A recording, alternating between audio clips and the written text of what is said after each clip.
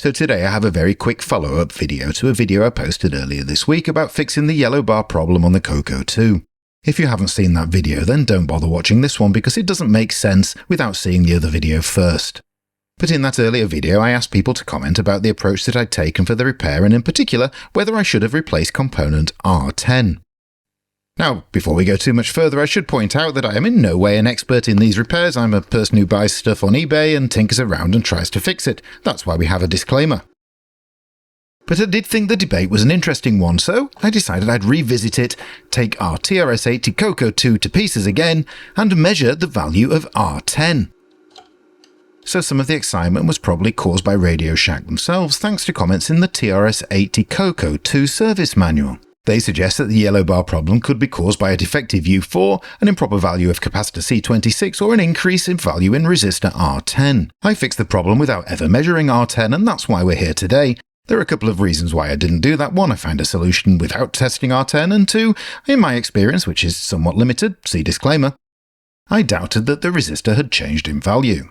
Now, I'm certainly not saying that it doesn't happen, I'm sure it does, and I'm certainly not saying it couldn't, I just didn't think that in this case it had. But this assumption left my last video with some unfinished business, so today we're going to finish that business.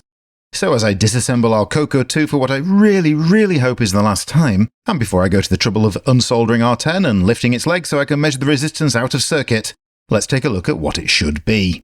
And our now infamous Coco service manual tells us that it should be a 9.1 k-ohm resistor at 5% tolerance. Therefore, according to Radio Shack's own specs, it should be between 8.645 and 9.555 k-ohms. Anything less than 9.55 k-ohms suggests that the resistor has not increased in value outside of factory specifications. So now with all that said, let's accelerate through the disassembly of the Coco 2 and get to the point where we measure the value of R10.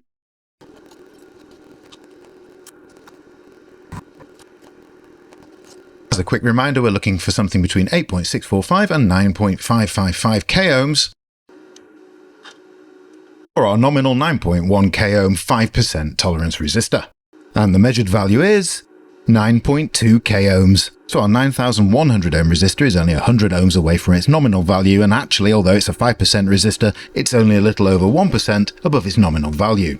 So I don't know about you, but I highly doubt that a drift in value of that resistor is the cause of our yellow bar. Now, of course, if I'd replaced that resistor with one of a different value, I might still have solved the yellow bar problem, but it's not the approach I took, and if you'd like to know what that approach is, maybe take a look at the original video.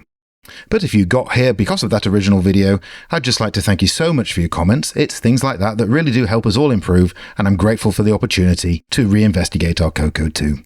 But as much as I love it, I have a whole line of other 8-bit micros and interesting retro tech yet to repair on the channel, and I hope you'll join me for some future videos. And until that time, I'd just like to thank you so much for watching Retro Tech Repair.